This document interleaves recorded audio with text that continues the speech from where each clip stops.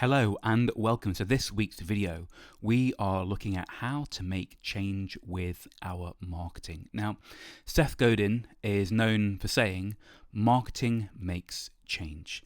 But does it really? I know it sounds quite grandiose, it sounds quite profound, but it's just marketing, right? Does it really make change?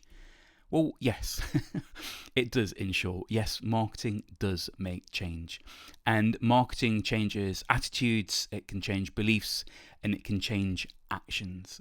And it changes our customers as well, because really what we're wanting to do is, you see here on the left-hand side, this image was found in a book called When Coffee and Kale Compete. Take a potential customer, and we want to transform and change them, through understanding our customer, understanding the challenges, pains, needs, wants that they have, and then creating something really high quality that's going to help them make some kind of progress. So although we might be selling, a widget, what the customer is buying is a better version of themselves, a more advanced version of themselves in some way, depending on the context of what it is that you do. And for our products and our services to make change, our marketing must first make change. It's got to change things about how our audience sees us, how they perceive our brand, how they perceive our product or our service, and how they could see it helping them. So it's all about changing attitudes, changing beliefs, and actions as well, because rather than going with somebody else, another option, another alternative, a competitor, we want them to choose us and use our thing. So baked into all of that is change. Which all sounds very well and good, but how do we go and do it? How do we make change with our marketing? Well, we've got to first really understand who we want to change. We need to get to know our audience really, really well and use empathy to see the world through their eyes, so we can understand their challenges in the way that they understand them, and that helps us to better communicate. We need to know what the change is. We need to know, what we're actually doing. We need to be very, very specific on the changes that we want to make, because how are we going to make anything happen if we don't know for sure, what it is that we're doing about? We need a destination, a definitive change that we're looking to make. And we also need to know when we've done it. So we need to know what better looks like. We need to know what that change looks like. So they're the three kind of like steps, I suppose, into making change. And if we do all of those things, if we make change, and it means we've done what I call highly effective marketing. There's a lot of marketing that goes on that's just noise, and we don't want to be involved in that. We want to be very specific. We want to have a strategy. We want to have an audience that we care about serving, and then that gives us an opportunity to make that change. It's obviously going to benefit our customers, and in turn, it's going to benefit us as well. And in order to do highly effective marketing, what we need to do is focus on core marketing principles. So a principle is effectively a fundamental truth. It doesn't change, right? And what it helps you to do is really zero in on what's important. So rather than focusing straight away on tactics or channels and, let's get a new TikTok account and make 5, TikTok videos a day, let's dial back first and focus in on what these fundamental truths are. And these fundamental principles are true for Coca-Cola, they're true for Apple, they're true for me, and they're true for you. And it's just the execution of those principles that differ, okay? It's not the principles themselves. And there are 3 that I swear by, that I think that if you bake these in to what it is that you're doing, then I'm not saying it's going to be a walk in the park, but what you're doing is dramatically increasing your chances of doing highly effective marketing and making change with your marketing. So let's have a look at what the 3 marketing principles that I swear by are that are going to help us to do highly effective marketing. The first marketing principle is sell what people want to buy. It sounds really obvious, doesn't it, right? So, Amir, why are you telling me this? Why are you telling me that I've got to sell something? that people actually want to buy? Well, it's funny because we've got to be really clear on what it is we're really, really selling. And too often I found over the years, running an agency for 9 years, working in marketing for 18 years or so, that a lot of people fall in love. The people that are making their product or executing their service, they fall in love with it rather than falling in love with their audience, put it, in those kind of terms, rather than really understanding the audience's pains, needs, wants, the tasks they're trying to get done, and designing something that's in line with those. They have an idea, they think it's great, they fall in love with it, and they go off and try and market it, try and sell it, and there's no traction, and they don't understand why. And it's because what they're trying to sell isn't what people want to buy. So I'll give you an example from my own past running a video agency. In the past, I used to, before I understood this, sell videos, and we had landing pages with get a great new video.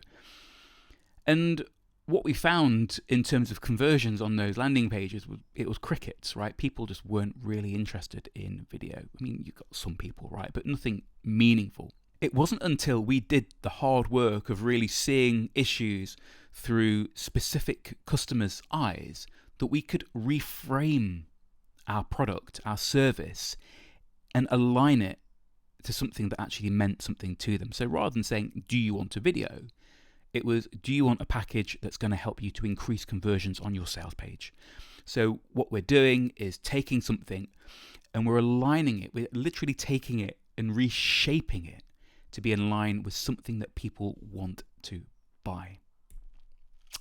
And like I said, the big mistake is loving what you sell, but being oblivious to how your customer actually perceives it and what they actually want. So let's not do that. Let's use empathy. It's harder. I mean, not everyone does it. I've explained it hopefully in a simple way, and it's like, if you explain it so simply, why isn't everyone doing it? It's because it's hard work. It's hard work to use empathy. It's hard work to get under the skin of your audience. It's easier just to sell stuff that you think is a good idea, but it's not about us. We're not the customer, and it's part of our job to not even ask what our customer wants. I don't necessarily believe in doing that and making choices through surveys.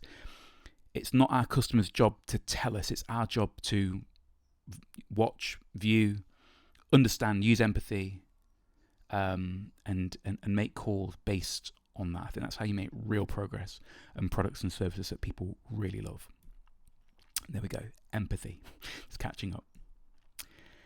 Align the 3 M's. That's a second principle. Now, once we're selling what people want to buy, we've got to align the 3 M's. Now, what are the 3 M's? It's market, message, media. And very, very simply, the market is who. Who are we trying to reach here? Who is our customer? How do we define them? Then, once we've done that, in relation to what it is that we're selling, we have to ask the message. What do they need to hear? Dan Kennedy has a quote, and it says, match bait to critter. Basically, what he means is if you're going to go fishing, you're not going to use an old boot.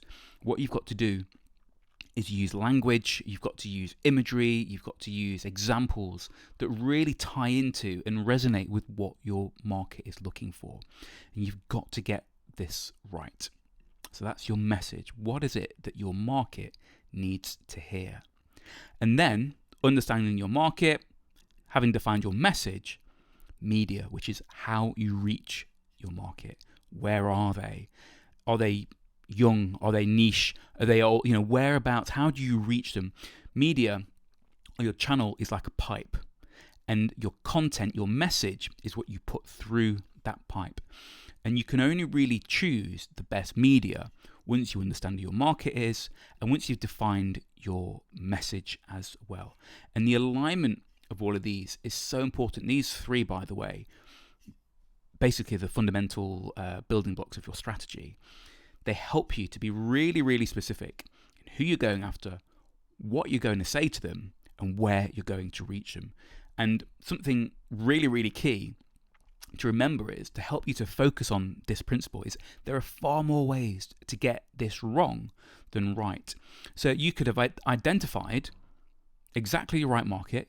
Must have done all your work really, really well, done a great job of defining your market. You could have defined the message, the exact message that's going to influence and persuade them.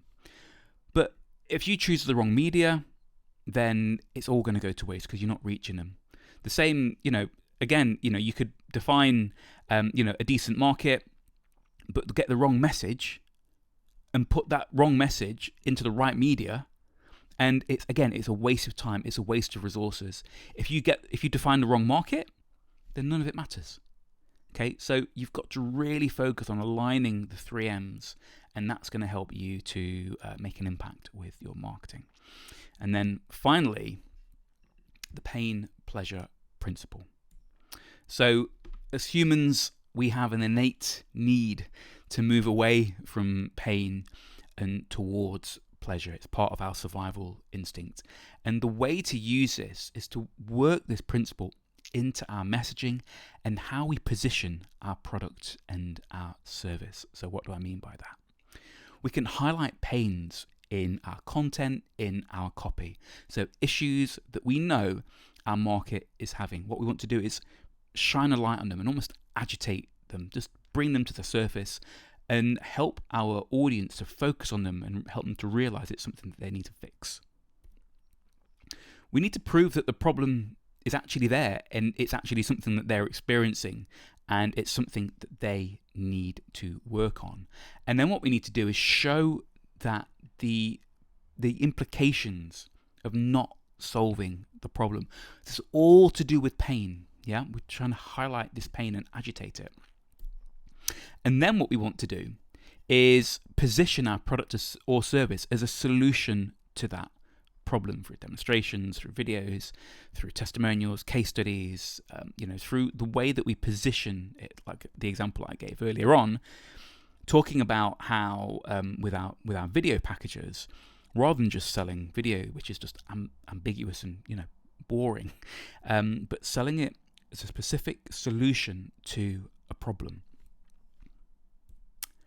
and then prove that you can solve that problem as well, because what you're doing is taking people on almost like an emotional journey through the pain and towards pleasure.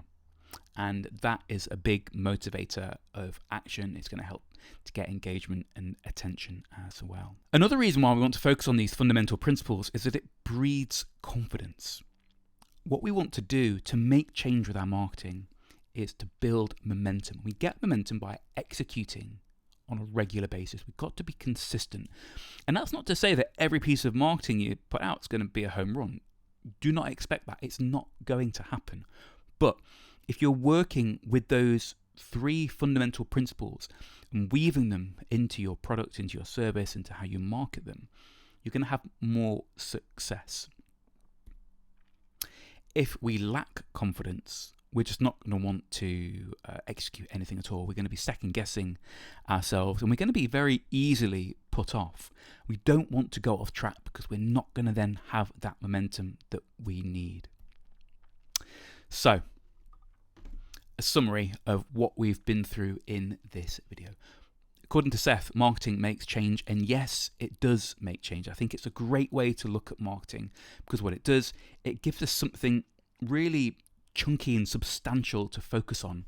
We're trying to do something specific, and it is effective marketing that creates change. Again, it sounds obvious, but these obvious things are things that I don't think enough people pay attention to. And if I were to turn my camera around now, you would see my old monitor is just plastered with reminders of all these fundamentals because I need to keep these front and center as well. I don't want to veer off track.